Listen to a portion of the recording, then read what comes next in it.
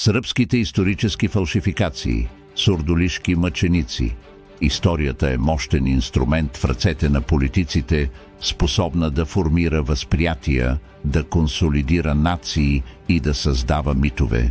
В Сърбия този инструмент често се използва за създаване на исторически наративи, които не отговарят на действителността. Един от най-фрапантните примери за това е фалшификацията, наречена сурдолишки мъченици, фигури канонизирани от сръбската църква в явен разрез с православния канон. Този акт на канонизация е не само противоречив, но и дълбоко манипулативен, насочен към затвърждаване на антибългарските настроения в сръбското общество. Сръбската пропаганда от следвоенния период пише за 20 до 30 хиляди избити от бугарските окупатори. И тази цифра заляга в официалната сръбска история. Тъй като цялото местно население е значително под тези цифри, сръбските историци обясняват разликата с това, че българите са водили хора заловени от цяла Сърбия, именно в Сурдулица, и под предлог за депортиране в България, те са били убивани. Всъщност единственото по-епично събитие по времето на тригодишната българска администрация в Поморавието през Първата световна война е така нареченото Топлишко въстание. Областта Топлица е разположена по поречието на едноименната река, която е най-големият ляв приток на река Южна Морава. Топлица, както и цялото Южно Поморавие, включително Сурдулица, са били част от българската екзархия, съгласно султанския ферман от 1870 година. Друг акт, който препотвърждава етническата принадлежност на населението от тези територии, е Цариградската конференция от 1876 година. Но след руско-турската освободителна война от 1877-1878 година тези изконни български земи са подарени на Сърбия като награда за миноритарното й участие във войната на страната на Русия. Тогава в Топлица започват да се преселват сръбски колонисти с цел да се смесят, а в последствие и с помощта на сръбската държава да сърбизират местното българско население. Решението за вдигане на Топлишкия бунт срещу българската администрация е взето в село Конювци в началото на февруари 1917 година. В основата му са сръбски военни, останали във вътрешността след разгрома на сръбската армия, които се опират на местните сръбски колонисти. По време на сръбския бунт около водачите се събират около 500 души. За кратко време властта е била възстановена от 2 български пехотни дружини, като метежниците се оттеглят в планината и цялото лято на 1917 година се крият там. Така че установихме, че жертвите на ежегодно прославяното от сръбските медии Топлишко въстание са под 500. Но от Топлица до Сурдулица, която е до самата българска граница, има повече от 150 км. Не е възможно и няма логика загиналите през Топлишкия бунт да бъдат превозени и погребани в масови гробове в сурдулишките покрайнини. Тогава, кога и как се появяват тези масови гробове край Сурдулица? Ето най-логичното обяснение. През лятото на 1913 година в Босилеград и околностите му се водят 20-дневни боеве между части от българската и сръбската армия по време на Междусъюзническата война. На тези места от 28 юни до 18 юли българите спират дръзкото сръбско настъпление по посока на София и успяват да обърнат противника в бягство. Според Държавния военен архив в Велико Търново, в тези сражения загиват около 440 български войници и офицери.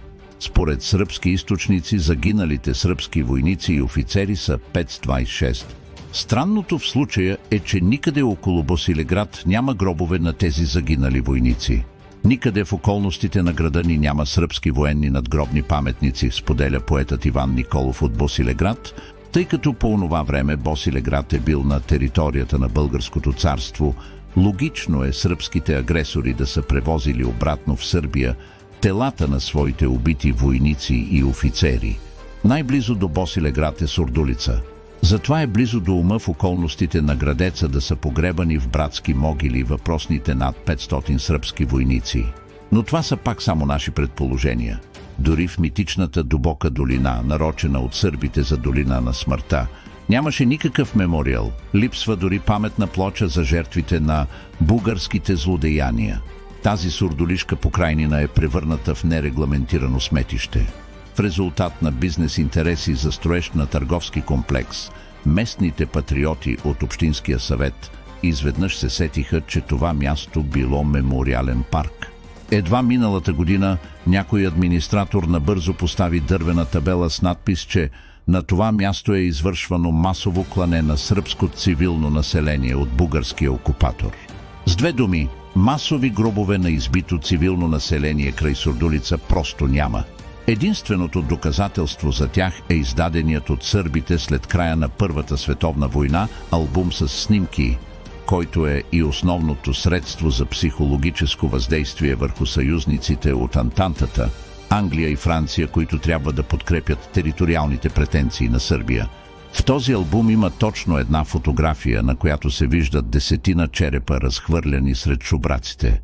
Надписът е «Масов гроб край Сурдулица». След известна подготовка, която бе проспана от българските действащи политици, въпросните сурдулишки мъченици набързо бяха канонизирани от сръбската църква в пълно противоречие с православния канон. Защото за да бъде провъзгласен някой за светец, канонът изисква той да е член на църквата и да е загинал мъченически за християнската вяра или неговият живот да е във всяко отношение свят. Например, изисква се извършване на чудеса по негово застъпничество пред Бога по време на живота му или след смъртта му. Тези чудеса трябва да бъдат признати от всички. Кое от тези условия е изпълнено в случая с сурдулишките мъченици? Набързо беше изписана и тяхната икона и поднесена на вярващите да я целуват и да се молят пред нея. А най-гнусното е, че тази икона бе поднесена и на българите в Босилеград в църквата Света Богородица. Всяка година честването в памет на сурдулишките новомъченици се превръща в централно събитие, което подробно се отразява в сръбските централни и регионални медии. През 2018 година, например, беше открита изложба на тема «Страдания на свещениците в българската окупационна зона по време на Първата световна война». Били представени документи за 186 убити свещеници, като 24 от тях били от Сурдулица. Била представена и карта с 25 концлагера, предназначени само за сърби. По същия повод бил организиран и художествен конкурс за деца. Първата награда получила детска рисунка, на която бил изобразен ангел, пазещ сурдулишките мъченици. И това се повтаря всяка година. Изказванията на официалните сръбски лица често повтарят едно и също клише за българските окупатори, престъпници и главорези. Според тях, по време на Първата световна война българите с всички средства са се опитвали да българизират сръбското население в Поморавието. Сръбската пропаганда твърди още, че българите затваряли сръбски училища, изгаряли сръбски книги и избивали стотици сръбски свещеници. Пропагандата също така твърди, че българите са избили 30 000 цивилни сърби, опожарили 50 000 домове в сръбските села по време на единственото в Европа топлишко въстание.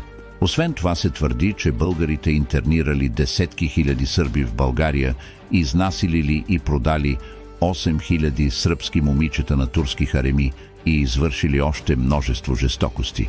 С други думи, прави се всичко възможно информационно-пропагандните и психологически внушения от Първата световна война да се утвърдят като безспорна историческа истина, да се материализират под формата на паметници и да се вмъкнат в официалната история и учебните програми. Естествено, паралелно с това сатанизиране на българите, сърбите се представят като герои, идеализирани и невинни жертви на коварните съседи и великите сили. Това възприятие е интегрирано в историческата наука, културата, литературата, театъра, военната доктрина, класните стаи и черковните проповеди и обреди. Цели поколения млади сърби израснаха с убеждението, че българите са коварни съседи, опасни убийци и човекоядци. Младите българи в Сърбия се крият, някои си добавят «ич» на края на фамилията или отвръщаващи се от крайния сръбски национализъм, отказват да вярват на всичко това и търсят по-спокойни места за живот в България или на Запад. Резултатите от това се виждат в официалната статистика. От преброяване до преброяване българите стават все по-малко. Съдбата на българите в западните покрайнини е предрешена на базата на сръбски фалшификации, представени на Парижката мирна конференция. Лойд Джордж също пише за това в мемоарите си. След разпадането на Югославия и дигитализацията на историческите източници, много от тези фалшификации излязоха наяве. Сръбските държавници осъзнават, че западните покрайнини имат спорен статут и подгряването на фалшификациите като историческа истина цели да предотврати евентуални български претенции.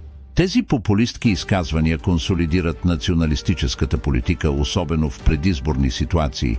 На 2 февруари 2023 г. сръбският президент Александър Вучич заяви в сръбския парламент: „Днес Сърбия официално има повече жители, отколкото България, вероятно за първи път“. Изказването му излъчваше задоволство, вероятно защото в исторически план Сърбия винаги е била малка държава в сравнение с България. А може би задоволството е било, защото най-накрая вековната сръбска политика за обезбългаряване на Поморавието е приключила с тоталната асимилация и сърбизация на българското население там. Мълчаливото пренебрежение на българските политици към все по-нахалните сръбски провокации е невероятно. Те може би разчитат на това, че истината е на наша страна и рано или късно лъжите и фалшификациите ще се сринат от само себе си. Но това едва ли е най-добрата политика. Трябва категорично да се противопоставим на сръбските опити за подмяна на историята, защото нейното умишлено манипулиране напълно ще изкриви начина на мислене на подрастващите поколения. Какво можем да направим? Ние, като народ и държава, трябва да предприемем конкретни действия за борба с историческите фалшификации от страна на Сърбия чрез увеличаване на образователните програми, които представят историческата истина, създаване на международни кампании за разкриване на истината чрез медии и академични изследвания, активно участие в международни форуми и организации, където да се обсъждат тези въпроси по инициатива на българската страна, политически натиск от нови и способни лидери, които ще се борят за справедливото представяне на историята и ще изискват компенсации за нанесените вреди. Призоваваме всички българи да се включат в борбата за историческата истина. Абонирайте се за нашия канал, харесайте видеото и го препратете на своите приятели. Заедно можем да се противопоставим на фалшификациите, да защитим нашата история и да направим България по-силна.